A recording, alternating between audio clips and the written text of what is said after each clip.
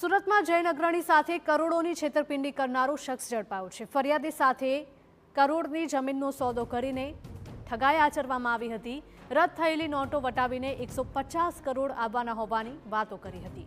ફરિયાદીની જમીનનો 59 કરોડ 61 લાખમાં સોદો પણ કર્યો હતો અને માત્ર 21,000 રૂપિયા ફરિયાદીને ટ્રાન્સફર કરીને આરોપી ફરાર થઈ ગયો હતો। આરોપીનો ફોન બંધ આવતા છેતરપિંડી થયાનો ભાંડો ફૂટ્યો હતો। પોલીસે આરોપીની ધરપકડ કરી છે।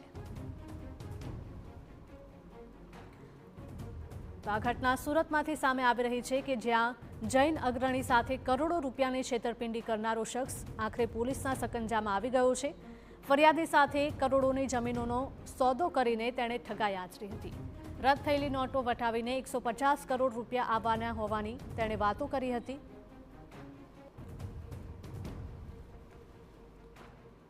ફરિયાદીના ધ્યાન પર એવી રીતે જ મૂકવામાં આવ્યું હતું કે આરોપી પાસે એને આરોપી એવું કહ્યું હતું કે એની પાસે 750 કરોડની ચલણી નોટો છે અને એમાંથી 150 કરોડની ચલણી નોટો એને આપણે વટાવીશું તો 35% લેખે તમને પૈસા મળશે અને એ લાલચમાં આવીને એમણે આ 60 કરોડ પોતાની જમીનનો દસ્તાવેજ કરવા રેડી થઈ ગયા હતા।